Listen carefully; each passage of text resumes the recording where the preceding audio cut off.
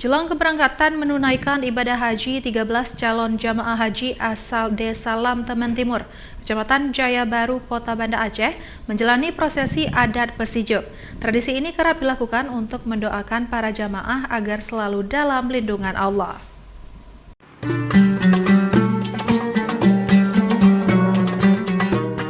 Bertempat di Masjid Babur Rahman, Desa Lam Temen Timur, Kecamatan Jaya Baru, Kota Banda Aceh, 13 calon jamaah haji menjalani prosesi adat Aceh Pesiju atau tepung tawar dengan menggunakan sejumlah dedaunan dan beras padi.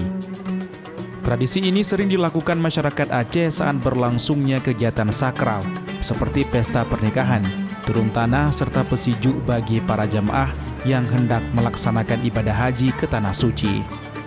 Di Aceh, pesijuk atau mendinginkan merupakan sebuah tradisi yang masih dipertahankan hingga sekarang oleh masyarakat Aceh. Tujuannya sebagai rasa syukur kepada Allah Subhanahu wa Ta'ala dengan harapan memperoleh berkah, keselamatan, atau berada dalam keadaan baik-baik saja saat melaksanakan rukun haji di tanah suci. Karena arti dari pesijuk itu adalah sempurna.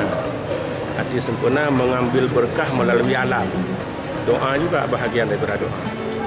Dan hal itu yang kita lakukan dan dilakukan oleh orang tua kita tidak bertentangan dengan agama dan bahagian dari sunnah.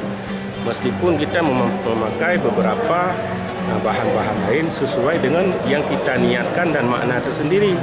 Beruh padi. Itu makna yang kita adalah kesejahteraan, kedamaian. Salah seorang calon jamaah haji menyebutkan ia merasa bahagia bisa menjalani prosesi pesiju untuk menunaikan ibadah haji setelah menunggu selama 13 tahun lamanya. Alhamdulillah, kami sangat senang sudah mendapatkan kesempatan untuk menunaikan ibadah haji pada tahun 1444 Hijriah yang telah kami tunggu sekitar 12-13 tahun. Selain melakukan prosesi adat pesiju, pada kesempatan yang sama para jamaah turut juga memberikan bingkisan serta cenderamata bagi para calon jamaah haji yang akan berangkat ke tanah suci. Dari Banda Aceh, Syukri Syarifuddin, iNews melaporkan.